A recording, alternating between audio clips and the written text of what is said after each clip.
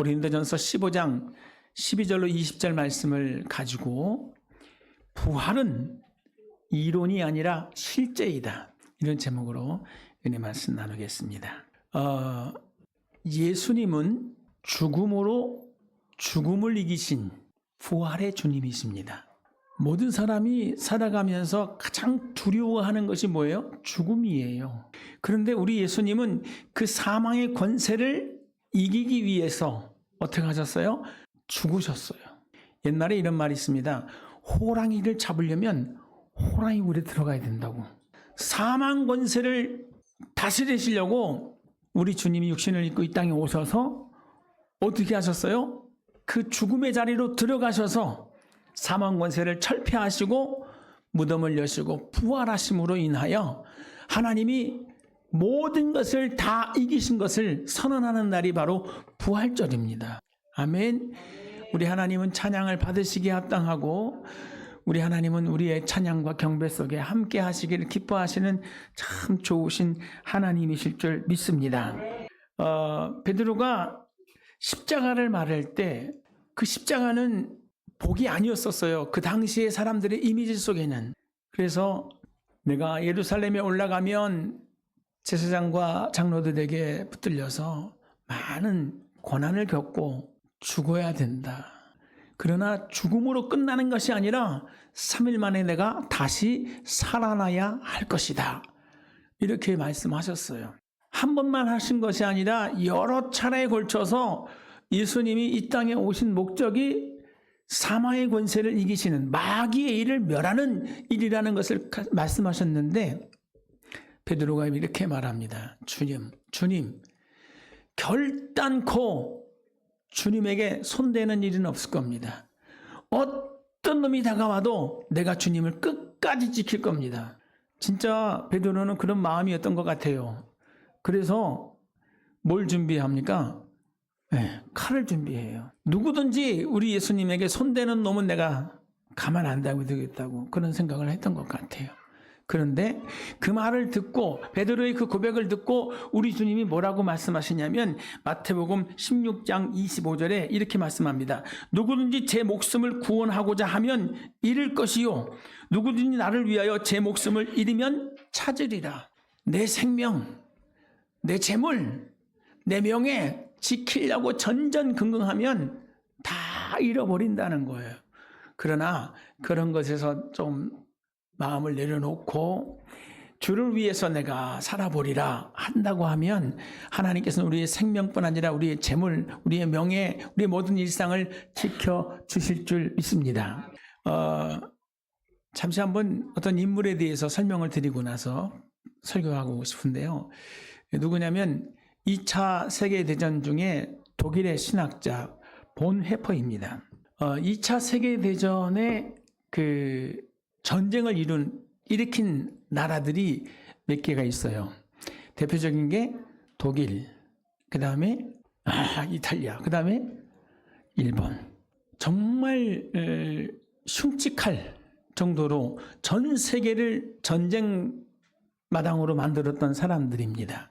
근데 특히 이제 독일 사람들은 뭐가 문제였냐면 이스라엘 사람, 아돌프 히틀러의 주도하에 폴란드를 침공하고 유럽 전쟁을 일으켰습니다. 근데 그의 기반은 인종주의에 기반한 유대인 학살이었습니다. 인종 청소. 정말 지금도 생각하면 그죠? 영화로도 나오고 한데 본헤퍼는 말했습니다. 하나님의 사랑은 이타적인 사랑이다. 우리 주님이 우리 가운데 오셔서 그렇게 사셨고 그 주님을 믿는 우리 또한 그렇게 살아야 된다. 근데 유대인이라고 그렇게 죽어야 될 이유가 뭐냐? 근데 히틀러는 뭘 말했냐면 그들이 예수를 죽였다. 예수 그리스도의 그 피가 그들에게로 돌아갔다. 그들은 오늘 그 핏값을 치러야 된다. 그리스도를 죽인 민족이다. 이런 명분을 가지고 나왔어요. 그런데 독일 교회는 철저한 회개를 강조하지 않았어요. 그냥 용서만 강조했어요. 그러다 보니까 히틀러가 뭐라고 해도 저항하지 않고 옳고 그름을 분별해 주지 않는 그런 교회였었어요. 그런데 본헤퍼만이 유일하게 아닙니다. 교회는 우리 예수 믿는 사람들은 그들을 불쌍히 여기고 그들을 긍휼히 여겼어야 됩니다. 근데 독일 정부가 좋아하겠어요? 싫어하겠어요? 눈에 가시 같죠? 결국은 붙들려 가서 수용소에 들어갔습니다. 독일 사람임에도 불구하고 이스라엘을 편에 들고 이스라엘을 챙기는 그게 하나님의 사랑이라고 말하니까 그걸 용납할 수가 없었던 겁니다. 그래서 1945년 4월 9일 새벽 나치 수용소에서 본헤퍼는 교수형을 당합니다. 근데 그 전에 이런 말을 해요. 마지막으로 이제 뭐 할 말 있으면 하라 했더니 오늘 이 시간이 나에게 마지막입니다. 그러나 끝이 아니라 나에게는 새로운 시작이 있습니다. 죽는다고 끝나는 게 아니라 나에게는 부활이라고 하는 새로운 시간이 준비되고 있다고 말하고 죽었다는 거예요.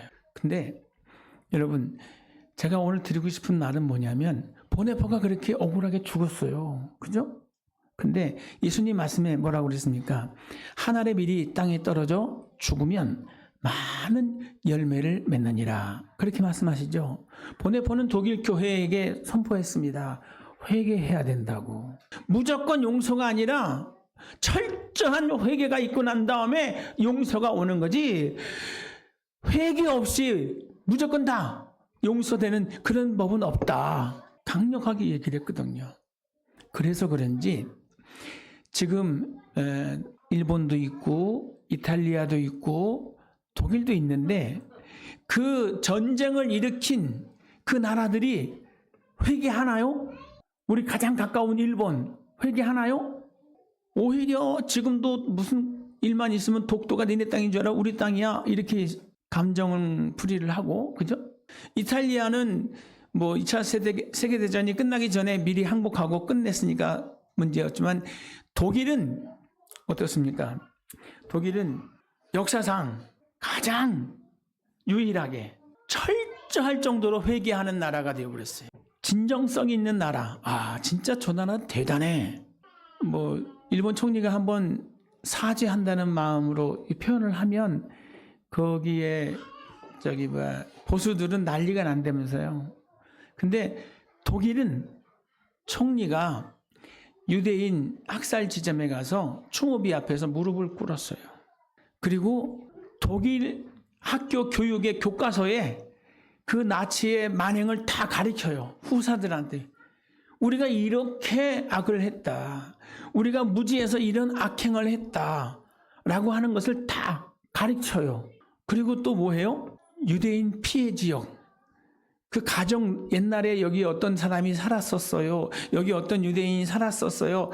그 살았던 집 앞에 동으로 판을 만들어서 꼭 헐리우드에 가면 유명 스타들 그 동상 만드는 저 바닥에 해놓는 것처럼 유대인들이 우리 가운데서 이런 피해를 입었었습니다라고 하는 것을 그렇게 붙여가지고 그 집에 사람이 바뀌어도 옛날에 그 집에 살던 유대인들을 기억해주는 이런 일을 하는 거예요. 그리고 그때 당시에 유대인들이 또 다른 많은 유럽의 나라들이 일본 사람들이 우리 징용시켰던 것처럼 그때 똑같았어요. 그렇게 징용을 아무런 대가도 없이 붙잡아다가 일을 시켰는데 징용 기업, 일본에도 있지만 독일에도 있습니다. 그 기업이 어떤 기업이냐면 벤츠, BMW, 폭스바겐, 아주 유명한 기업들이죠. 그 사람들이 다 뭐 한 사람들이에요? 유대인들 잡아다가 일 시킨 나라들이에요. 기업들이에요. 독일 정부에서도 그렇고 그 BMW, 폭스바겐, 그 다음에 벤츠, 이 기업들은 지금도 기금 마련을 해서 계속 그들을 도와요. 그 다음 세대를 도와요. 그리고 총리가 딱 선출이 돼서 새로운 정부가 시작하려고 하면 첫 번째 순서가 뭐예요? 우리의 과거사 회개합니다. 우리에겐 이런 아픔이 있었습니다. 하고 회개하는 거예요. 여러분, 한 번쯤 우리 생각해 봐야 돼요. 우리는 회개를 어떻게 하죠? 주여 잘못했습니다. 용서하여 주시옵소서. 예수님의 이름으로 기도합니다. 아멘. 싹 잊어버립니다. 아무 일도 없었습니다. 우리 주님도 잊어주신다고 해서 그런지 우리는 싹 잊어버려요. 아무 일도 없었던 것처럼. 근데 독일 사람들은 벌써 세월이 얼마나 흘렀습니까? 그죠? 60년, 70년, 80년이 됐는데도 불구하고 지금도 여전히 그들은 과거사에 대해서 이런 잘못이 있었습니다. 우리가 이러한 피해를 입혔습니다. 이렇게 우리가 잘못했었습니다 하고 뉘우치고 반복해서 회개하는 거예요. 그러니까 어떻게 됩니까? 유럽의 모든 나라들과 독일이 관계 개선이 되어졌고 그 다음에 독일이 그 유럽에서 가장 강력한 나라가 됐다는 거예요. 하나님의 법은 세월이 바뀌어도 1.1핵도 바뀌지 않는 줄 믿습니다. 잊지 않음, 나는 절대 잊지 않을 거예요. 내가 그렇게 잘못했던 내 죄를 잊지 않겠습니다.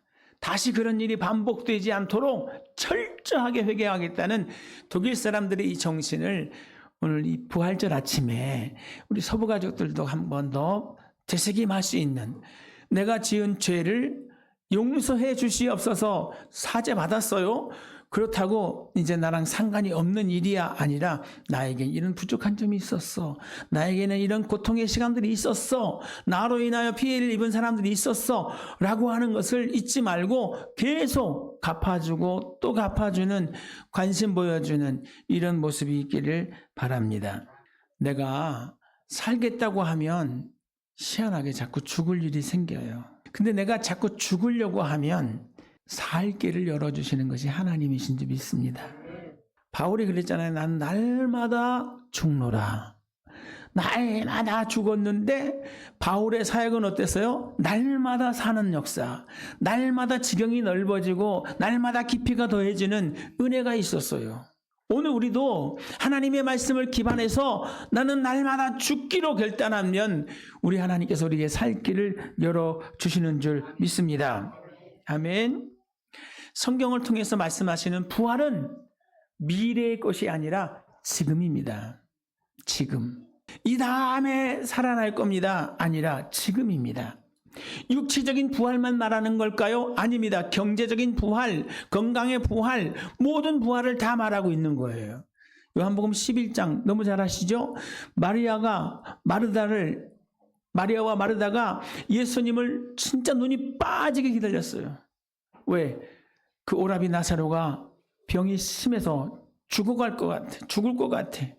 근데 진짜 예수님을 기다렸지만 결국은 나사로가 죽었잖아요. 그래서 장사를 지냈어요. 무덤에다가 수의를 입혀서 장사를 다 지내고 그 무덤 문까지 닫아놨어요. 나흘이 지났어. 그 오라비 무덤 근처에 가면 냄새가 나. 시신 부패하는 냄새. 근데 느지막이 예수님 오셔서 하시는 말씀이 뭐라고 그래요? 나는 부활이요 생명이라. 나를 믿는 자는 죽어도 살고 살아서 나를 믿는 자는 영원히 죽지 아니하리라. 네가 이것을 믿느냐? 하니까 마르다가 뭐라고 그래요? 주여 믿습니다. 지금 내 오라비가 살아날 줄 믿습니다? 아니에요. 이 다음에 하나님께서 최후의 심판 때, 백보자 심판 때 앞으로 믿는 자나 안 믿는 자나 다 부활시켜서 나와가지고 그 삶을 가지고 심판하실 그때, 모두가 다 살아날 그때 내 오라비도 살아날 줄 믿습니다. 거기서 아멘하면 안 되는 거예요. 이러는 거예요. 그러니까 주님 뭐라 그래요? 아니 지금 살려주겠다고. 지금 다시 살아날 것을 말씀하시는데 아멘 해놓고 지금 살려주시옵소서. 늦게라도 오셨지만 오셨으니 됐으니 이제 가서 저 무덤 문을 열고 나사로야 나오라고 말씀해 주십시오.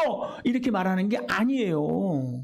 주여 믿습니다. 당신이 부활이고 생명이라는 건 믿습니다. 그러나 이 다음에 마지막 때 심판의 자리로 다 불러 나올 때 그때 내 오라비도 살아날 줄 믿습니다.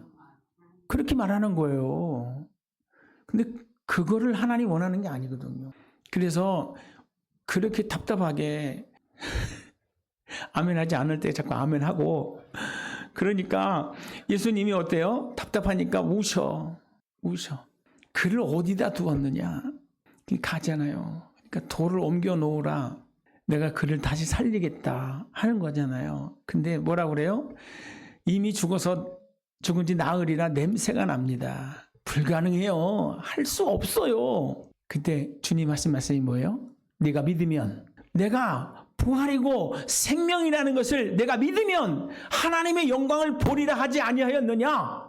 믿어라 좀 제발. 이렇게 말씀하시는 거예요. 그래서 그 책망 소리에 더 이상 입을 다물고 마르다와 마리아가 그 돌을 옮겨 놓잖아요. 아마 코를 막아가면서 그 돌을 옮겨 놓았을 것 같아. 근데 그 무덤 문이 열리니까 주님이 거기서 기도하시고 뭐라 그래요? 나사로야 나오라 이렇게 말씀하시잖아요. 그랬더니 죽은 지 나흘이 돼서 썩어서 냄새가 나던 그 나사로가 수의를 입고 나오잖아요. 여러분, 지금도 하나님은 그때나 지금이나 동일하십니다. 죽지도 않았는데 뭐 살아날 거 얘기합니까? 왜 몸만 생각하세요? 여러분의 가정은 생각 안 하세요? 여러분의 재정은 생각하지 않으세요? 여러분의 건강은 생각하지 않으세요? 하나님은 지금 하기를 원하세요. 그러니까 우리의 믿음은 항상 언제요? 현재. 이 다음에 밥 한번 먹자. 네, 다음에. 그 다음이 언제예요? 밥 한번 먹자. 예, 다음에. 그게 아니라 지금 먹자고요. 할렐루야. 그러니까 우리가 자꾸 뭐 하면 다음으로 미루는데 그러지 말고 지금 하나님이 말씀을 아멘으로 받고 지금 내 삶에 내 몸에 변화가 일어날 것을 기대하고 나아가는 믿음의 용사들 되시기를 주님의 이름으로 축복합니다. 부활은 이론이 아니에요. 부활은 실제예요. 지금이에요. 아멘. 하나님께서 말씀하시면서 답답해 하셨던 그 마음 왜 저한테는 없겠습니까? 그죠?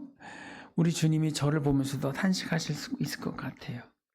오늘 이 하나님의 말씀을 받으면서 세상이 나를 죽이려 하고 환경이 나를 짓눌러 죽이려고 해도 우리 이렇게 말할 수 있어야 돼요. 그래봤자 너희는 나를 못 죽여 하는 이런 배짱이 좀 있었으면 좋겠어요. 우리 하나님께서 예수 그리스도를 통해서 그 사망의 권세를 멸하셨잖아요. 여러분 절대 우리를 못 죽여요. 하나님이 붙잡고 있는데 하나님이 함께하고 있는데 그들이 어떻게 우리를 손을 댑니까? 시편 27편에 다윗이 뭐라고 그래요? 군대가 나를 둘러 진칠지라도 내 마음이 오히려 안연함은 여호와께서 우리와 함께 하십니다. 여호와께서 나의 목자이시기 때문에 내게는 부족함이 없습니다. 많은 사건 속에서 그런 환경을 말씀하세요. 도담성에 있는 선지자에게 아람 나라들이 겹겹이 에워싸는 사건이 있었죠. 그때 또한 마찬가지예요. 그 종 게하시가 나갔다가 기겁을 하고 들어와서 선지자를 깨우니 뭐라 그래요? 하나님, 이 사람의 눈을 열어 우리와 함께한 이 천군과 천사를 보게 해 주시옵소서. 그 눈이 열리니 어떻게 됩니까? 그 염려, 근심, 걱정은 아무것도 아닌 것이 되더라는 거예요. 지금도 똑같아요. 우리가 지금 뭘 보고 있습니까? 안 되는 일, 죽을 일, 망할 일, 이런 세상 염려, 근심, 걱정 속에 묶여 있는 것 아닙니까? 우리 주님은 오늘도 똑같이 우리에게 말씀합니다. 내가 부활이다. 내가 생명이다. 나를 믿는 자는 능치 못할 일이 없다. 내가 믿음은 하나님의 영광을 보리라. 오늘 여러분 이 믿음 가지고 배짱 있게 나가시는 여러분 되시기를 주의 이름으로 축복합니다. 그럼 부활이 주시는 메시지가 뭘까요? 첫째는 죄의 정죄로부터 완전한 해방입니다. 마귀가요, 우리가 좀 잘못하면 와서 정죄를 해요. 믿는다면서 집사라면서 권사라면서 이렇게 정죄를 해요. 그러면 우리도 양심이 있어서 거기다 뭐라고 말을 못하는 거예요. 그죠? 그렇지. 야, 좀 그럴 수도 있지. 뭘 그러냐. 이렇게 말도 못하는 거예요. 집사인데, 권사인데, 안수집사인데. 그죠? 이렇게 정죄를 받는다고요. 그러나 그때 우리 생각해야 됩니다. 예수께서 우리의 과거와 현재와 미래의 모든 죄를 용서하셨다는 거예요. 우리가 뭐 해서 용서받은 게 아니라 우리 주님이 대신 우리의 죄를 다 짊어지고 올라가셔서 몸짓고 피 흘려 죽으심으로 말미암아 우리 죄가 사함을 받았습니다. 뭐라고 말해요? 그거를 대속이라고 합니다. 대속의 은혜입니다. 내 대신 우리 주님이, 구약에는 어때요? 내 대신 양이 대신 죽는 거예요. 근데 내 대신 죽어야 될 양 아니라 이제는 어린 양 되시는 예수 그리스도께서 우리의 죄를 짊어지시고 죽어주신 거예요. 그래서 우리는 당당하게 배짱 있게 하나님이 나의 죄를 용서하셨다. 마귀가 와서 참소할 때 뭐라고 말해야 돼요? 의롭다 하시는 이는 예수 그리스도이니 누가 나를 정죄하리요?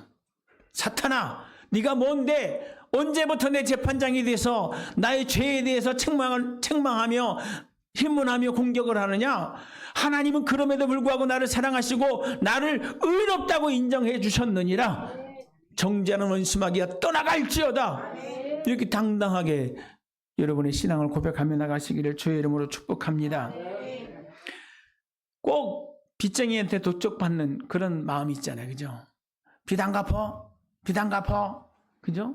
근데 마귀가 와서 그래요. 또 죄 졌네. 이 죄 회개해야지. 이 죄 문제 해결해야지. 이렇게 따지는 거 똑같은 거예요. 그런데 예수님께서 십자가에서 몸짓고 피 흘려 죽으실 때 하나님께서 그 제사를 오케이로 받아주셨다는 거예요. 예수님이 마지막 십자가에서 내가 다 이루었다 하실 때 무슨 일이 일어났어요? 지성소와 성소를 가로막고 있던 휘장이 위로부터 아래로 찢어져서 둘이 됐어요. 그 휘장의 두께가 우리가 생각하는 커튼이 아니에요. 10cm 이상 되는 두꺼운 가죽입니다. 사람이 이렇게 밀고 당기고 하기도 불편할 정도로 들어가려고 하면 커튼을 치고 들어가는 게 아니라 커튼을 들어서 그 뒤로 들어가야 되는 그런 무게예요. 말이 끌어도 찢을 수 없는 그런 두께라고 합니다. 근데 그거를 위로부터 아래로 찢으셨어요. 그리고 어떻게 하셨습니까? 하나님의 임재를 상징하는 지성소의 문을 활짝 열으셨어요. 오늘 저와 여러분이 예배의 자리에 나올 때 어떤 피의 속죄 제사를 드리지 않잖아요.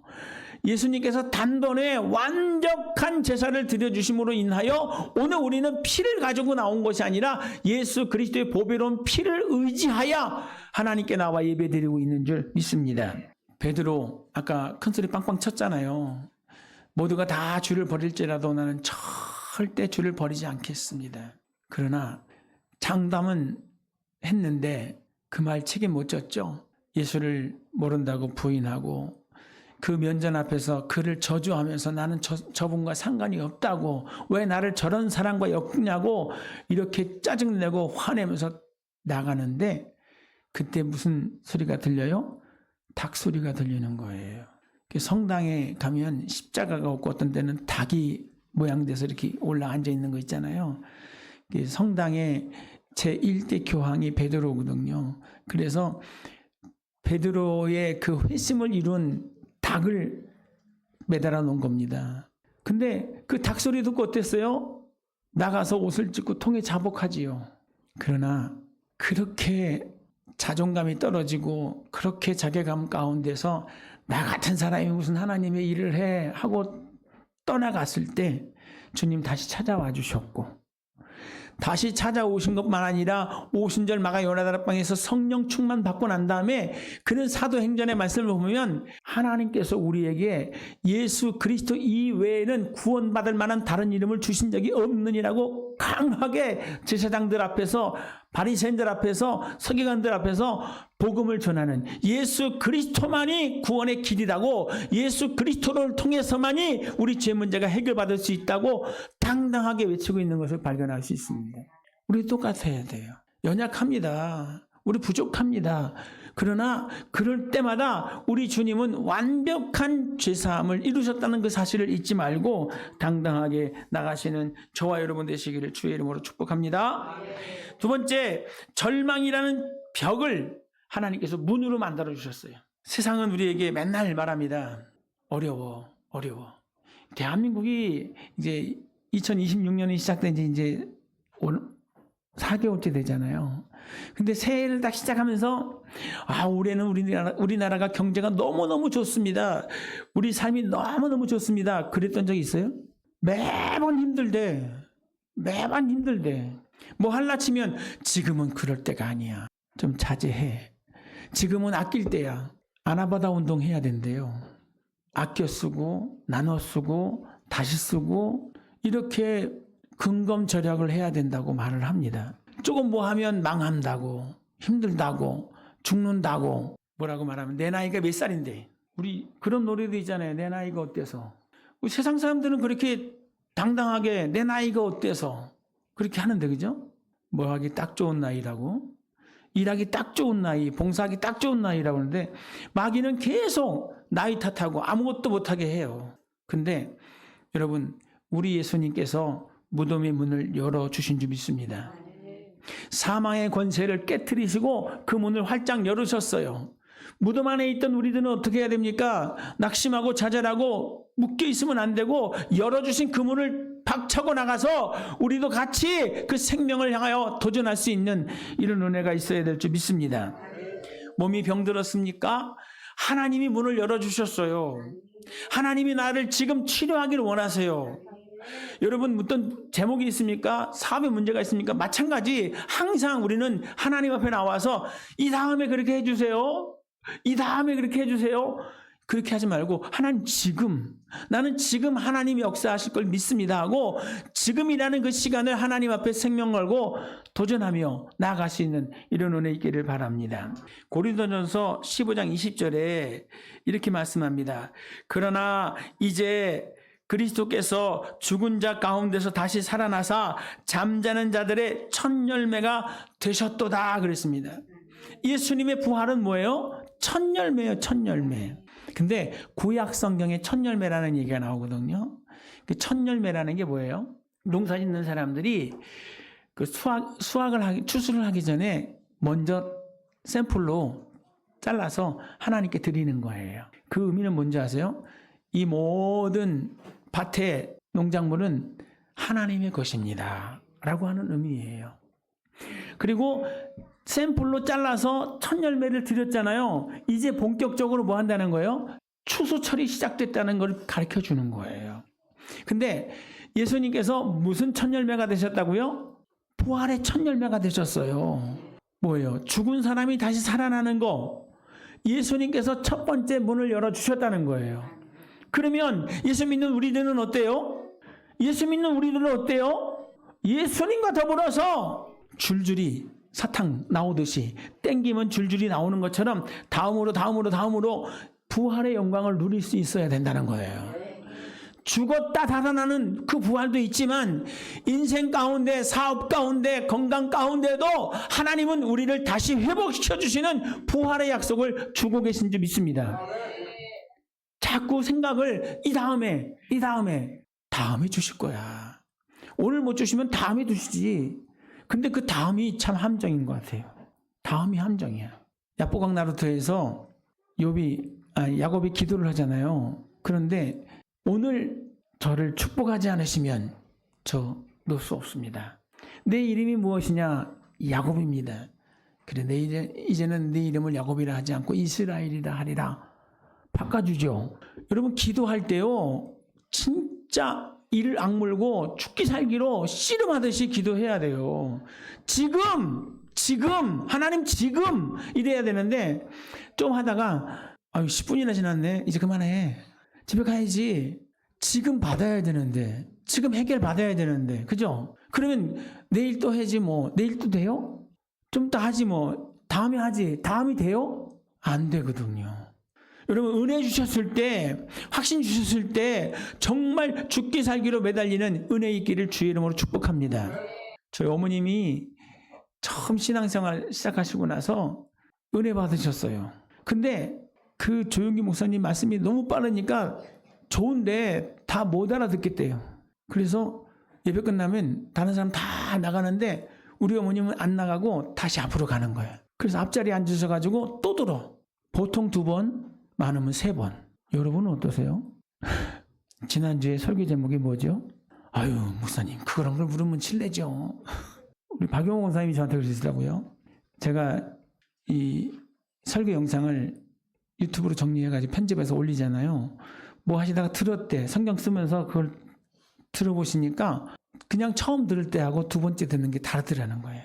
제가 말씀드리잖아요. 제가 원미산 갈 때도 어떤 훌륭하신 목사님들 말씀을 들어요. 유튜브에 다 나오니까.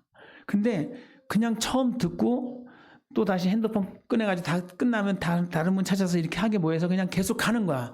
그러면 유튜브가 다 돌아가고 나선 안 끄면 다시 또 재탕 나오잖아요. 2번 듣고 3번 듣고 그럴 때가 있어요. 근데 진짜 달라요. 아, 이런 의미였구나. 이래서 이렇게 말씀하시는 거구나. 이게 느껴지거든요. 여러분, 우리 하나님 말씀도 그렇게, 기도도 그렇게 결단을 내려야 돼요. 오늘 뿌리를 뽑으리라. 셋불도 당김에 빼라고 했는데 아니 다음에 그러면서 10년이 가는 거예요. 다음에 가면서 또 20년이 가는 거고 아무런 변화가 없어요. 은혜도 받았는데 알았는데 안 되는 거야. 왜? 내가 적당히 하다가 다음에 이렇게 넘어가니까. 여러분, 하나님의 은혜를 지금 받아 누리는 은혜가 있기를 주님의 이름으로 축복합니다. 첫 열매라는 그 말씀 꼭 기억하시기 바랍니다. 그리스도인에게는 절망은 없어요. 왜? 하나님이 함께 하시니까. 우리 하나님이 함께 하시고 그 하나님이 지금 하실 수 있다는 그 사실을 꼭 기억하며 매달리는 은혜 있기를 바랍니다. 세 번째, 죽음 앞에서 담대함을 갖게 됩니다. 세상 사람들이 왜 비굴해지는 줄 아세요? 죽을까봐, 망할까봐, 손해볼까봐, 내가 이 공동체에서 소외받을까봐, 인정 못 받을까봐. 다 뭐예요? 자기와 관련된 이해관계 속에서 손해보고 싶지 않은 거예요. 죽기 싫은 거예요. 근데 부활을 믿는 사람은 어떻습니까? 옛날에 우리 대한민국에 초대교회가 있었어요. 그때 일제강점기 때 복음 전하는 사람들이 있었습니다. 뭐라고 하냐면 예수천당 불신지옥. 근데 예수천당 불신지옥만 있는 게 아니라 이런 말씀도 있었어요. 살면 전도, 죽으면 천국. 하나님이 살려주시면 열심히 전도하고 또 죽이면 하나님 예비하신 천국 가면 되지. 이런 생각을 가지고 있었어요. 뭐예요? 부활에 대한 확신. 그 부활이 이 다음에가 아니라 지금 나의 삶 가운데 현존하고 있는 실체로서의 부활을 믿었다는 거예요. 보통 사람들이 예수 믿고 나서 구원받았다고 합니다. 꼭 보험 하나 들어오는 것처럼 나는 예수 믿었기 때문에 구원받을 수 있어. 나는 죽어도 천국 가. 그래서 지금은 어떻게 해요? 편한 대로 쉽게. 일단 보험 들어놓은 거 있으니까. 믿으면 구원 받는다니까. 그리고 내 마음대로 내 멋대로 내 삶을 사는 거예요. 이게 맞아요, 틀려요? 아니에요. 지금 하나님 앞에서의 나의 믿음은 어떤 과거의 믿음이 아니에요. 내가 옛날에 금송아지가 있었어요. 내가 옛날에 우리 집에는 뭐가 있어요. 아무 소용없어요. 우리의 믿음은 언제예요? 지금. 부활은 이론이 아닙니다. 부활은 실체예요. 지금이에요, 지금. 이 부활의 놀라운 능력이 여러분에게 넘쳐나시기를 바랍니다. 죽기 살기로 살아야 되는데 자꾸 손해볼까봐 또 잃어버릴까봐 벌벌 떠는 이런 약함이 아니라 강함이 있기를 바랍니다. 오늘 고린도전서 15장 55절에 바울이 이렇게 말해요. 사망아, 너의 승리가 어디 있느냐? 이렇게 말해요. 승리, 이 말은 헬라어로 니코스, 그 승리라고 합니다. 근데 이제 우리가 운동화 메이커 중에 나이키 있잖아요. 나이키의 어원이 이 니코스예요. 사망아, 네가 뭘로 이기느냐? 이렇게 물어보는 거예요. 여러분, 승리는 누구에게 있습니까? 사망에게 있는 게 아니에요. 하나님께 있는 줄 믿습니다. 바울은 당당했어요. 마귀가 우리에게 어떻게 하겠냐는 거예요. 마귀가 우리를 죽이고 살릴 수 할 수 없어요. 우리 주님이 우리 생명을 주관하시는 줄 믿습니다. 생사 이탈권은 하나님 손 안에 있는 거예요. 그래서 두려워하지 말고 죽음에 대한 공포 어떤 손해에 대한 두려움 이런 거 좀 내려놓고 하나님 앞에 완전히 맡겨드리는 하나님 중심으로 사는 지금 현실의 부활의 역사를 경험하며 나가는 강하고 담대한 믿음이 오늘 저와 여러분 모두에게 있으시기를 주님의 이름으로 축복합니다. 결론으로 말씀드립니다. 여러분, 우리 예수님은 부활하셨습니다. 부활하셔서 무덤을 나오셨어요. 근데 우리는 예수 믿고도 여전히 무덤 안에 있는 거 아닙니까? 하나님 문을 열어주셨는데 나와서 세상을 다스리고 정복하라고 말씀하시는데 아직도 무덤 가운데 앉아 있어서 난 안 돼, 난 손해볼 수 없어, 난 망할 수 없어, 난 죽을 수 없어, 난 병들 수 없어 라고 하고 있는 거 아니냐는 거예요. 여러분 나오십시오. 우리 부활의 주님의 손을 붙잡고 여러분의 현장으로 달려나가십시오. 내가 너와 함께 할 것이다. 내가 너를 도와줄 것이다. 내가 너 참으로 내 의로운 오른손으로 너를 굳세게 하리라. 이렇게 말씀해 주셨던 주님의 마음을 붙잡고 나가시기를 주의 이름으로 축복합니다. 기도하겠습니다.